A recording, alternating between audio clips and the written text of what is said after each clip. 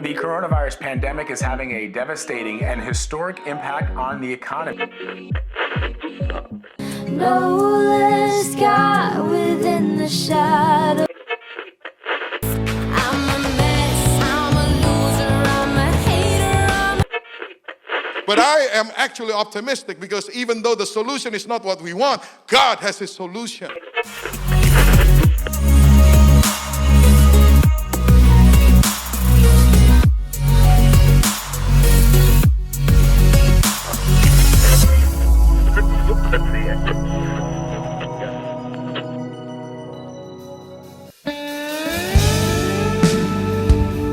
Shalom jemaat Tuhan, senang bisa bertemu kembali. Saya yakin dan percaya kita semua berada dalam keadaan yang sehat dan luar biasa. Mari siapkan hati dan pikiran kita untuk menerima berkat Tuhan yang luar biasa pada hari ini. Selamat beribadah.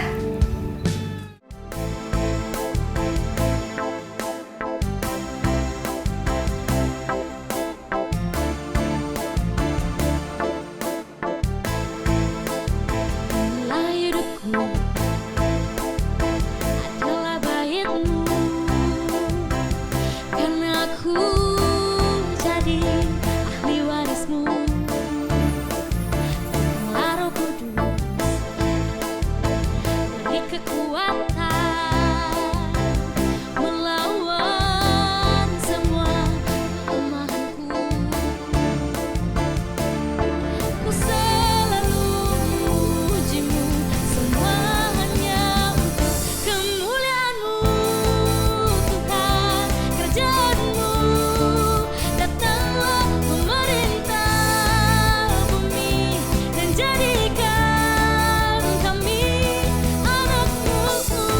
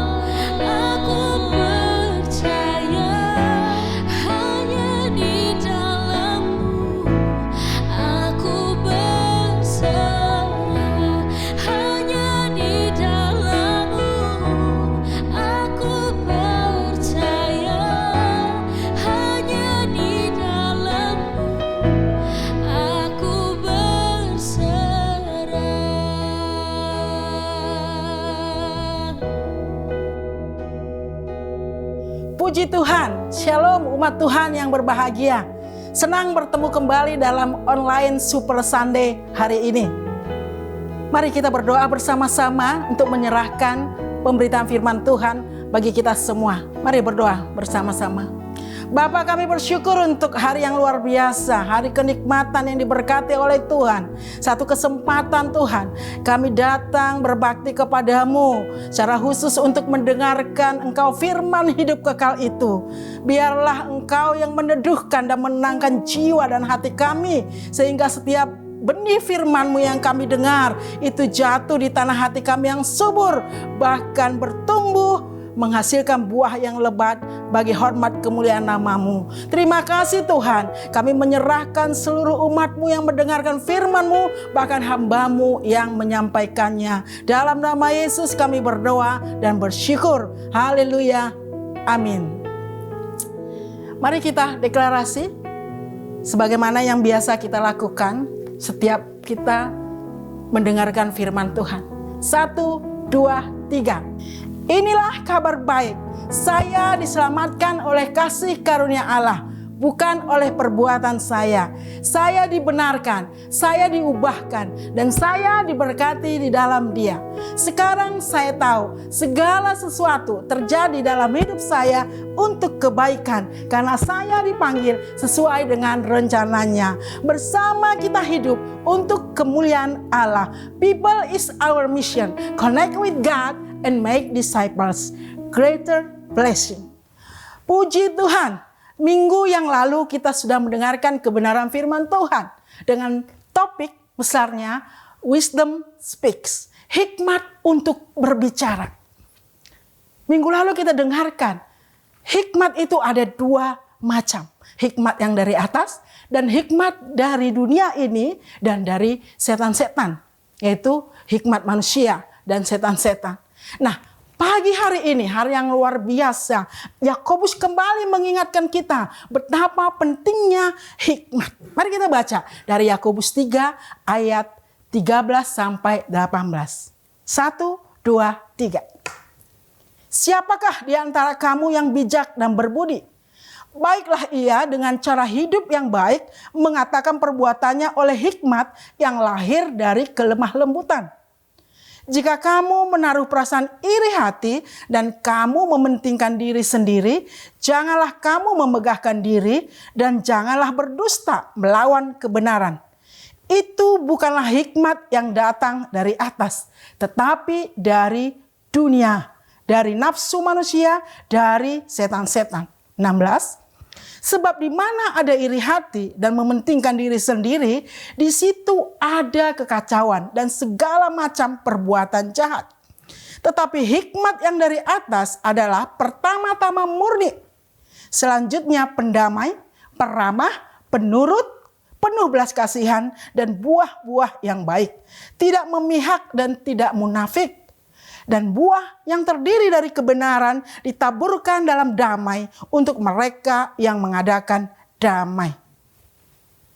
Dari awal saya katakan ternyata ada dua jenis hikmat. Hikmat yang dari atas, hikmat yang dari dunia, yaitu dari nafsu manusia dan dari setan-setan. Salah satu hikmat yang dari dunia ini adalah apa yang dikatakan mementingkan diri sendiri. Tadi sudah kita baca di ayat 14. Mementingkan diri sendiri atau selfish ambition. Ada satu kisah di Alkitab. Seorang pangeran yang gagah dan rupawan dikatakan. Namanya Absalom. Tingginya dia dikatakan di atas rata-rata. Lalu yang paling menarik, dia memiliki rambut yang spesifik, unik, tapi dikatakan mengesankan. Dan yang luar biasa, dia juga memiliki karisma. Karisma dan kecerdasan untuk bernegosiasi. Sehingga ketika dia berbicara kepada orang lain, orang-orang yang mendengarkan apa yang dikatakannya menurut kepadanya, percaya kepadanya. Jadi sebenarnya seluruh karakteristik atau syarat-syarat untuk menjadi seorang raja dia sudah punya, Absalom sudah punya. Tapi dia mempunyai satu hal yang luar biasa. Apa itu? Ambisinya luar biasa. Apakah ambisinya? Dia tidak sabar menunggu untuk dia diangkat menjadi raja. Tidak sabar menunggu waktunya. Lalu apa yang dilakukannya? Dia membunuh saudara-saudaranya. Mengambil hati rakyat. Bahkan yang luar biasa, ia memberontak kepada ayahnya, Raja Daud. Ambisinya luar biasa. Tetapi saudara pasti tahu, itu berasal dari hikmat dunia. Mementingkan diri sendiri. Nah, pagi hari ini kita akan menerima kebenaran yang memerdekakan. Mungkin saudara dan saya bertanya, salahkah memiliki ambisi kalau begitu? Apalagi salahkah seorang percaya, orang Kristen memiliki ambisi?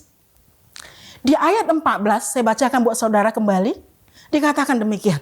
Jika kamu menaruh perasaan iri hati dan kamu mementingkan diri sendiri, janganlah kamu memegahkan diri dan janganlah berdusta melawan kebenaran. Itu bukanlah hikmat yang dari atas, tetapi dari dunia, dari nafsu manusia, dari setan-setan. Saya bacakan sepenggal dari bahasa Inggrisnya, dikatakan, but if you have bitter jealousy and selfish ambition in your hearts. Jadi, mementingkan diri sendiri itu, dalam bahasa Inggrisnya dikatakan selfish ambition. Jadi, semua orang sebenarnya tidak salah memiliki ambisi. Kenapa tidak?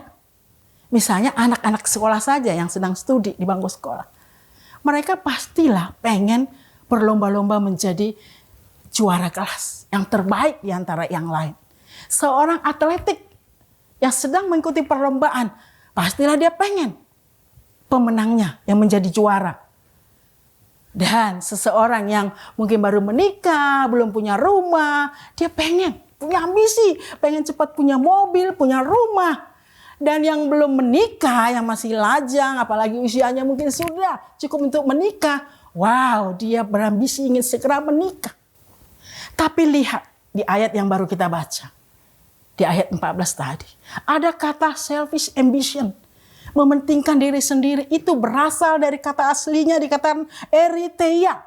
Artinya keinginan untuk menaruh diri sendiri menjadi yang terdepan. Yang tidak ragu untuk melakukan hal-hal yang merendahkan orang lain. Jadi selfish ambition, satu keinginan untuk menaruh dirinya yang terdepan terbaik. Tetapi dia tidak ragu untuk melakukan hal-hal yang merendahkan orang lain demi ambisinya tercapai. Itu adalah hal yang tidak wajar dikatakan. Sebenarnya kata ambisi itu positif artinya. Kalau saudara dan saya merenungkan atau membaca dari Kamus Bahasa Indonesia.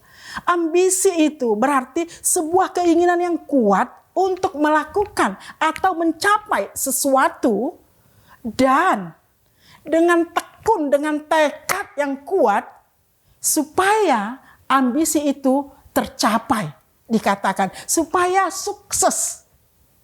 Jadi setiap orang gak salah memiliki ambisi, tapi perlu punya ambisi dalam ukuran yang tepat untuk bisa meraih sesuatu yang mendatangkan kebaikan bagi hidupnya. Tidak seperti apa yang dialami oleh Absalom tadi.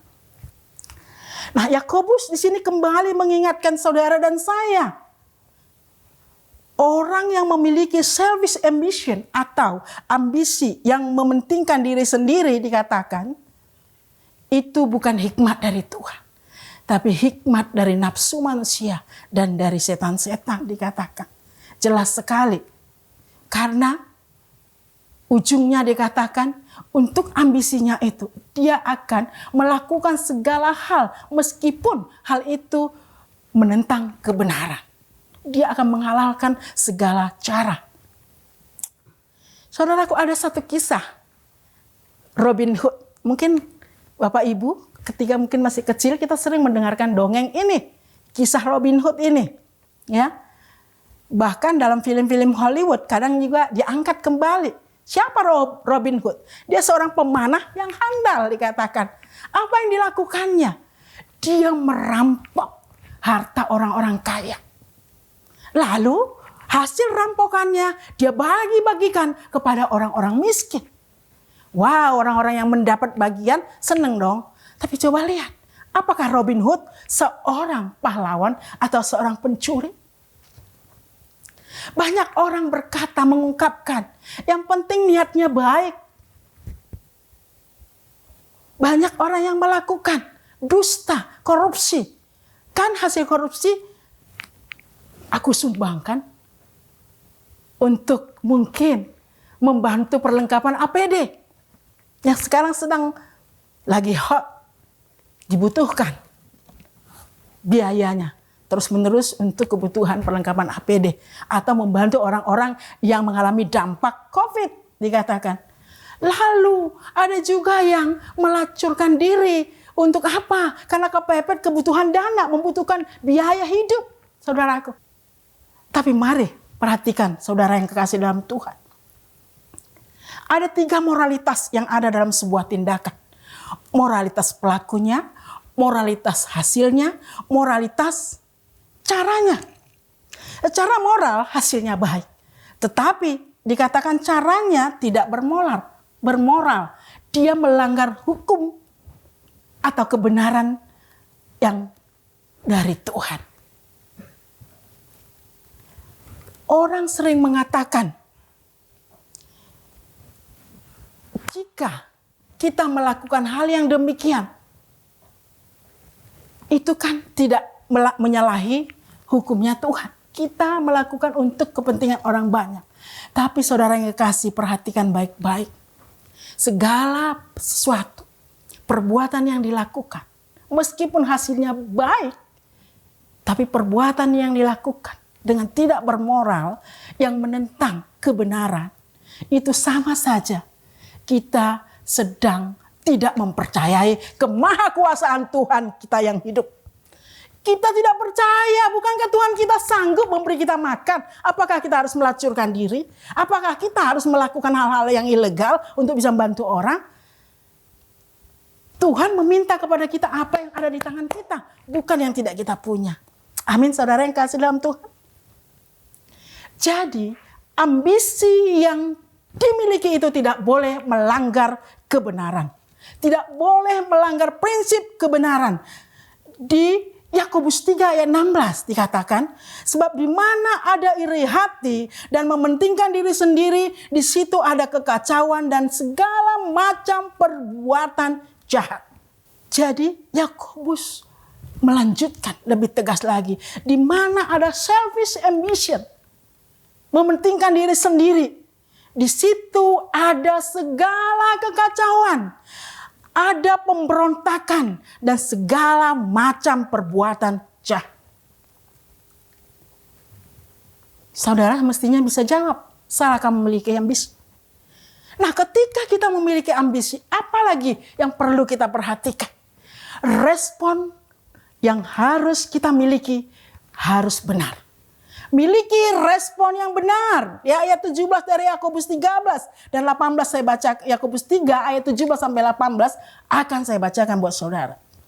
Tetapi hikmat yang dari atas adalah pertama-tama murni, selanjutnya pendamai, peramah, penurut dan penuh belas kasihan dan buah-buah yang baik. Tidak memihak dan tidak munafik.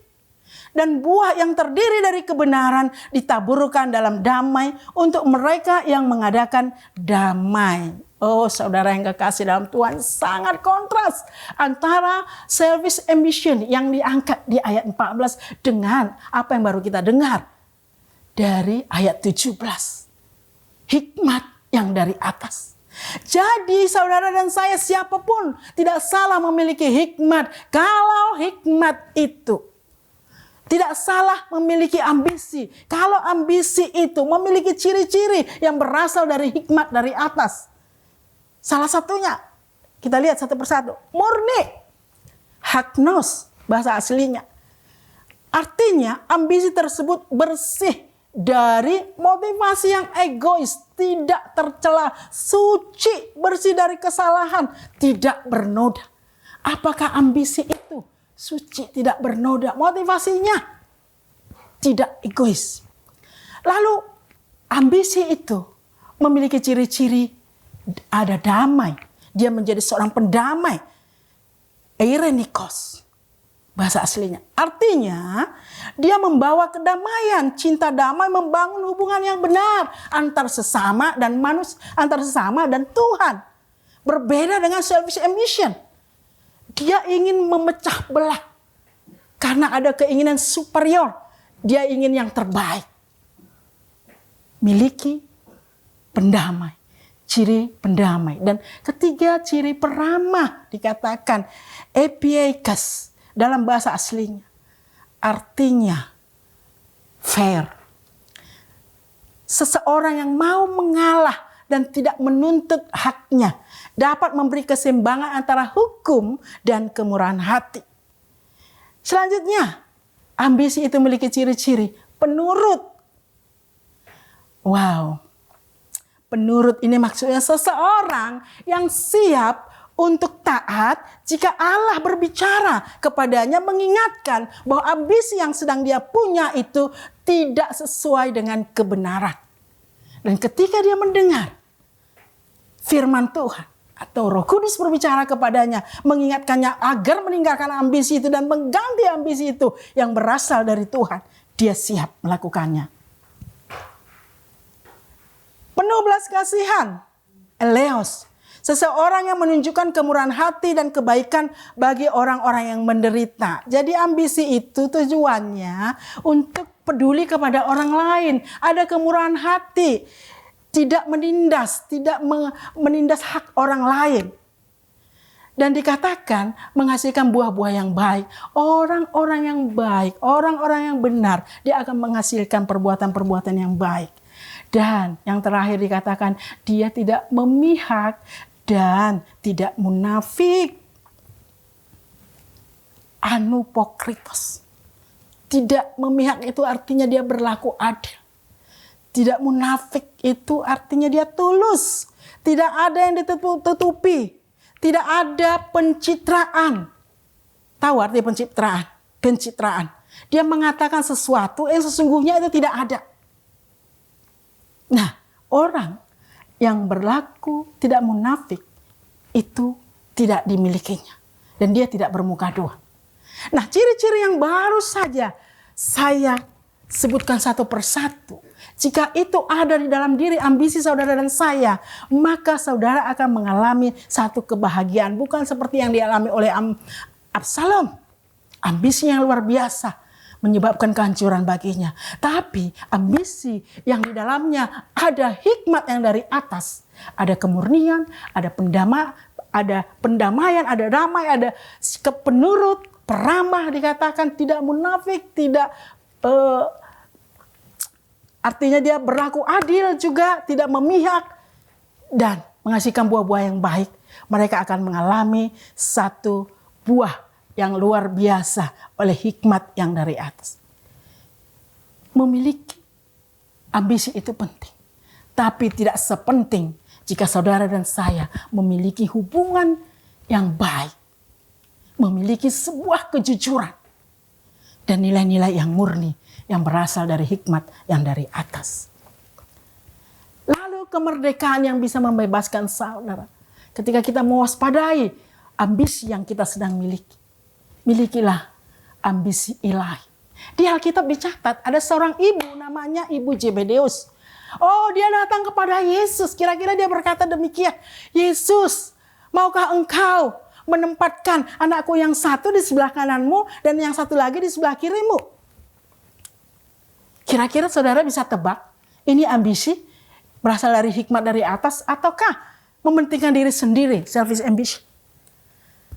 Satu lagi kita lihat satu tokoh di Alkitab yang luar biasa memiliki ambisi. Kenapa dikatakan dia memiliki ambisi yang besar? Bayangkan 2/3 dari perjanjian baru dia yang tulis. Itu hanya bisa dilakukan orang-orang yang punya ambisi. Dan luar biasa. Dia ingin Injil diberitakan di setiap tempat di mana Injil itu belum diberitakan. Saudara, siapa dia? Rasul Paulus. Ambisi ilahi yang dimilikinya. Yang pertama, hanya untuk menyenangkan hati Tuhan. 2 Korintus 5 ayat 9 berkata, sebab itu juga kami berusaha, baik kami diam di dalam tubuh ini maupun kami diam di luarnya, supaya kami berkenan kepadanya. Apa yang menjadi tekad Rasul Paulus? Hanya untuk menyenangkan hati Tuhan. Itulah ambisi ilahi. Luar biasa, saudara. Dan yang perlu saudara dan saya teladani juga. Dikatakan ambisi Paulus untuk menyebarkan Injil di mana Injil belum pernah terdengar.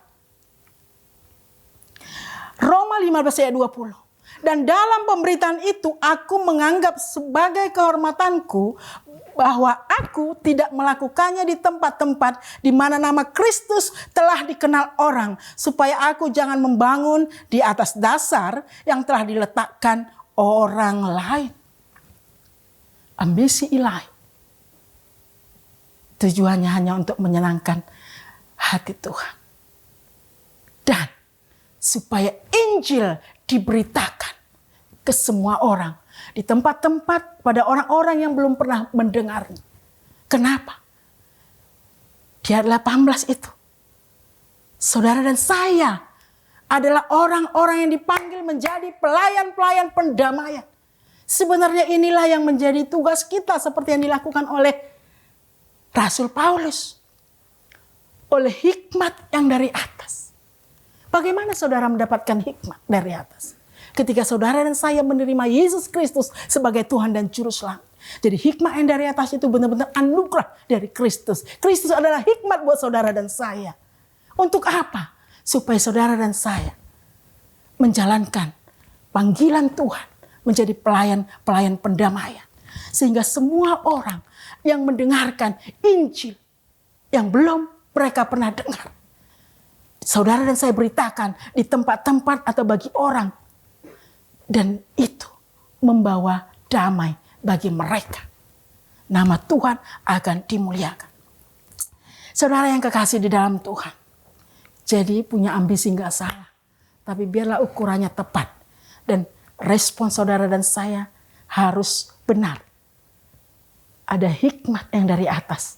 Mewarnai. Menjadi ciri dari ambisi saudara.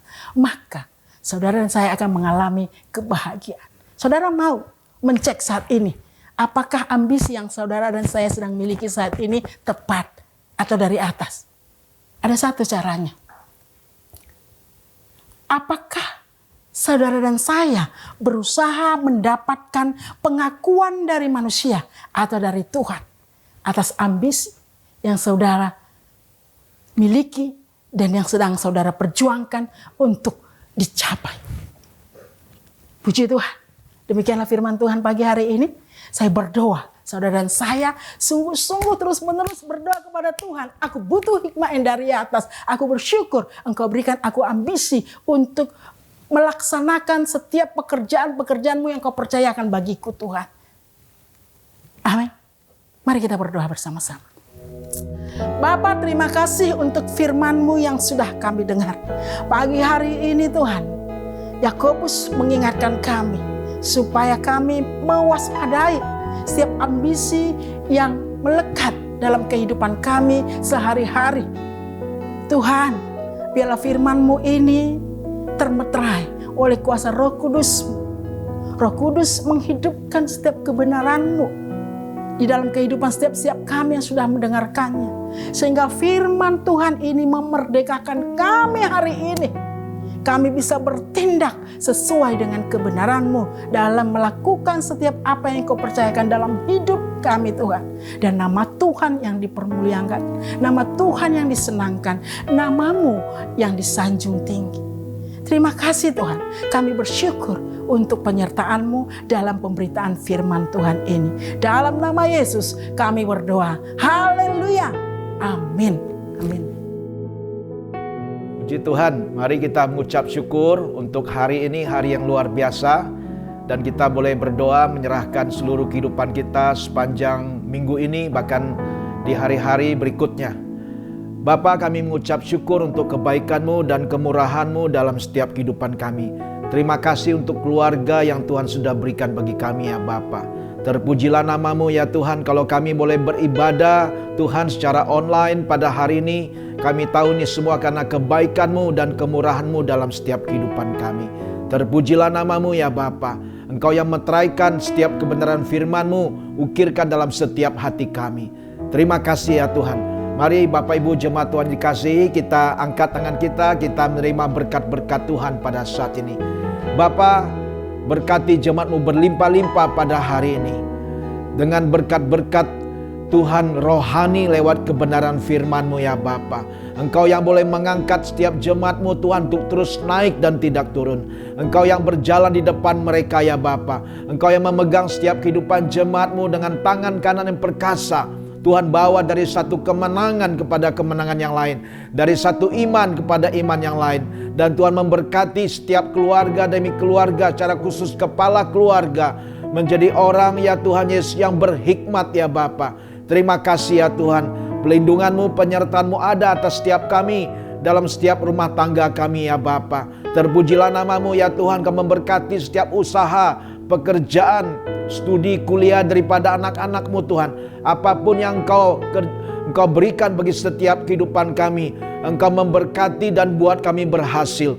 Nama Tuhan ditinggikan, nama Tuhan dipermuliakan. Terpujilah nama-Mu ya Bapa. Segala hormat, puji dan syukur kami kembalikan kepada Engkau yang layak menerima semuanya. Di dalam nama Tuhan Yesus Kristus. Haleluya. Setiap kita percaya katakan amin bersama-sama. Amin, amin. Puji nama Tuhan. Tuhan memberkati kita semua. Selamat hari Minggu. Bye-bye. God bless you. Terima kasih kepada jemaat Tuhan yang telah mengikuti ibadah ini dari awal hingga akhir. Saya percaya kita sama-sama diberkati oleh firman Tuhan pada hari ini. Sebelum mengakhiri ibadah kita pada hari ini, ada beberapa buah pengumuman yang ingin saya sampaikan. Yang pertama, minggu depan tanggal 19 Juli 2020, ibadah kita akan tetap dilaksanakan secara online di YouTube channel IFJF Padang.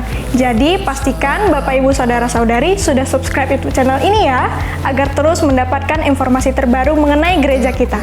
Yang kedua, nanti jam 10 akan ada online service kids di YouTube channel IFJF Kids.